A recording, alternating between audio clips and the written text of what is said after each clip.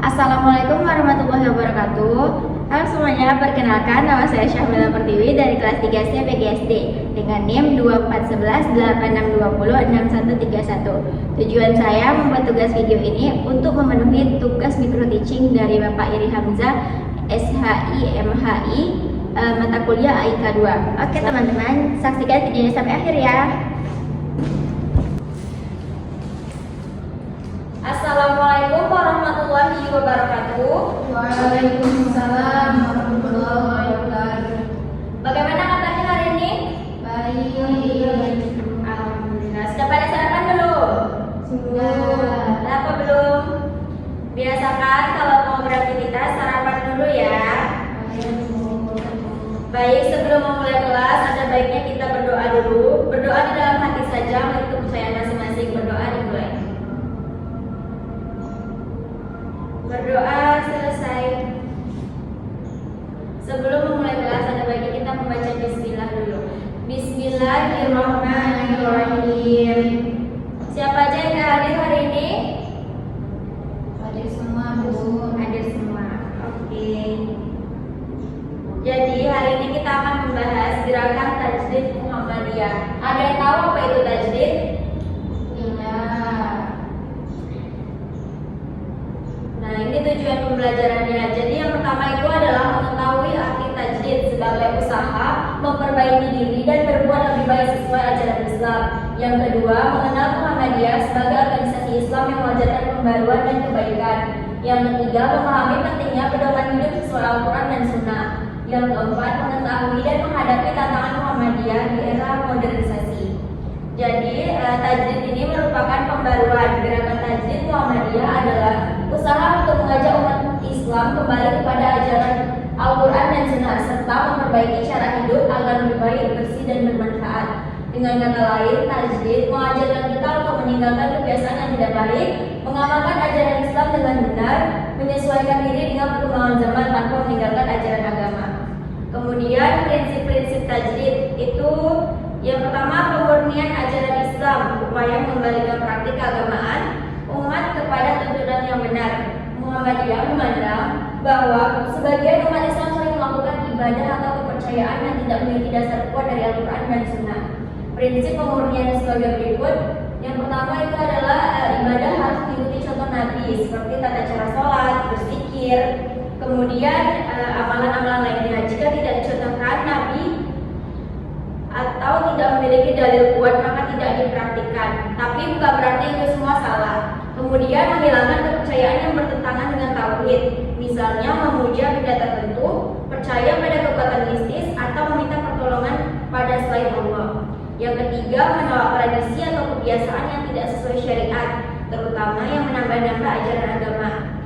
Kemudian membiasakan umat memahami dalil sehingga setiap amalan yang dilakukan tidak hanya ikut-ikutan, tetapi benar-benar didasari oleh ilmu. Kemudian pembaruan cara berpikir. Yang pertama itu menggunakan ijtihad dalam masalah modern seperti persoalan pendidikan digital, kesehatan masyarakat, ekonomi syariah, isu lingkungan dan tantangan ilmu pengetahuan baru.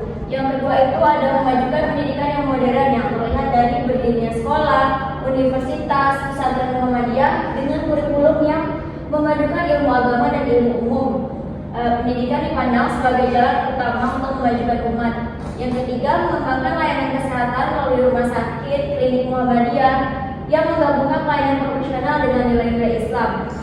Yang terakhir, kembali kepada Al-Quran dan Sunnah sebagai dasar utama Muhammadiyah, memandang bahwa kedua sumber inilah yang menjadi pedoman tertinggi dalam menjalankan agama. Pendekatan ini membuat umat tidak terjebak pada tauhid buta, yaitu mengikuti pendapat orang lain tanpa memahami alasannya.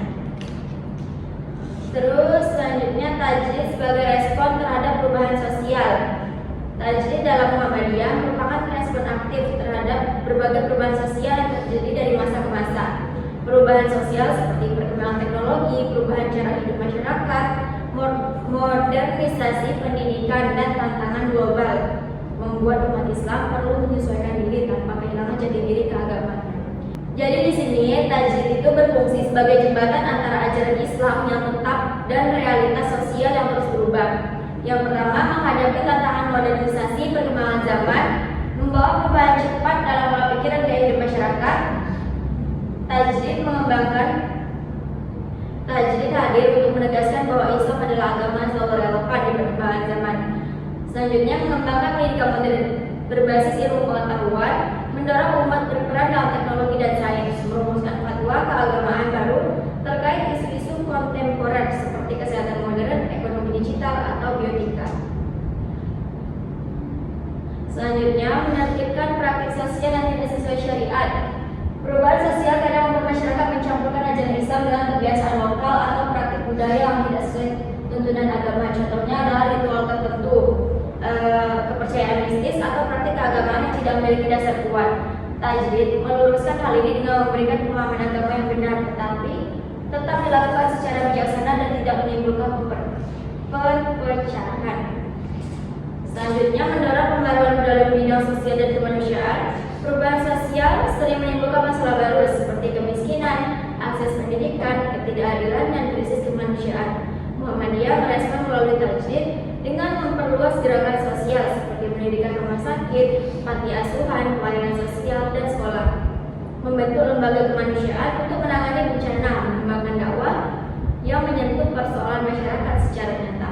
Tajdid menjadikan Islam bukan hanya ajaran ibadah, tetapi juga solusi untuk kehidupan sosial. Selanjutnya, Al-Quran dan Sunnah merupakan pedoman hidup utama bagi umat Islam. Keduanya menjadi sumber ajaran yang menuntut manusia agar hidup dengan benar, seimbang, dan penuh kebaikan. Al-Quran sebagai petunjuk hidup. Al-Quran adalah firman Allah SWT yang berisi ajaran tentang keimanan, ibadah, akhlak, dan hubungan sesama manusia. Dengan mengikuti Al-Quran, manusia mengetahui mana yang baik dan mana yang buruk, sehingga hidupnya lebih terarah. Yang kedua, Sunnah sebagai teladan nyata. Sunnah adalah perkataan, perbuatan, dan ketetapan Nabi Muhammad SAW. Sunnah menjelaskan dan mencontohkan bagaimana ajaran Al-Quran diterapkan dalam kehidupan sehari-hari seperti bersikap jujur, sabar, dan saling menghormati satu sama lain.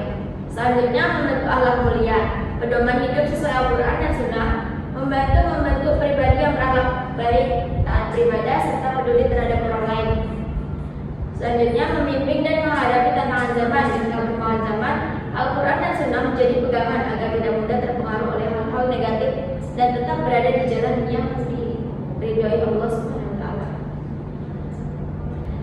Baik, sejauh ini apakah ada yang bertanya? Saya Bu, Ya, silakan. sebutkan contoh implementasi tajdid Muhammadiyah di bidang pendidikan. Oke, jadi sebutkan contoh implementasi tajdid Muhammadiyah di bidang pendidikan.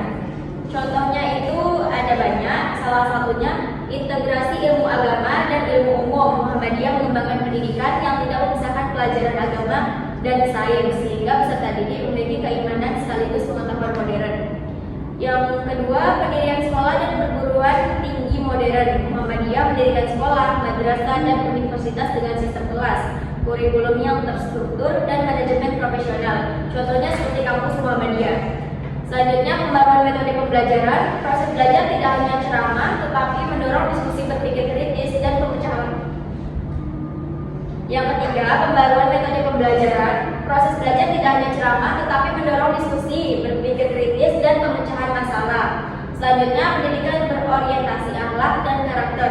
Pendidikan Muhammadiyah menekankan pembentukan akhlak mulia, kejujuran, disiplin, dan tanggung jawab. Mengerti? Nanti Bu. Apakah ada lagi pertanyaan? Ya.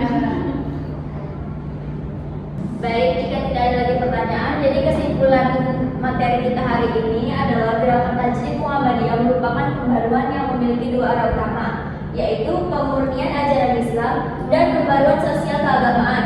Pemurnian dilakukan untuk menjaga kemurnian akidah dan ibadah berdasarkan Al-Quran dan Sunnah, sehingga umat terhindar dari praktik yang tidak memiliki dasar syariat.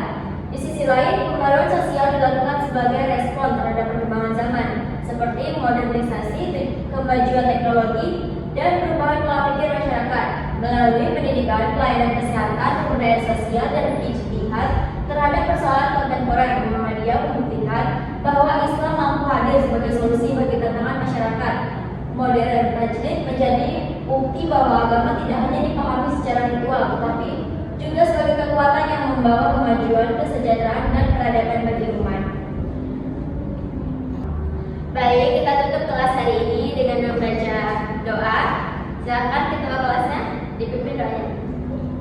Bismillahirrahmanirrahim. Wal 'ashri innal insana lafi khusrin illa allazina amanu wa 'amilus solihati wa tawassaw bil haqqi wa tawassaw bis sabr. Amin. Kita tutup kelas hari ini dengan membaca Alhamdulillah. Alhamdulillahirabbil alamin. Semoga ilmu yang disampaikan bermanfaat bagi kita semua. Saya akhiri billahi fisabilil haq fastabiqul khairat. Wassalamualaikum warahmatullahi wabarakatuh. Waalaikumsalam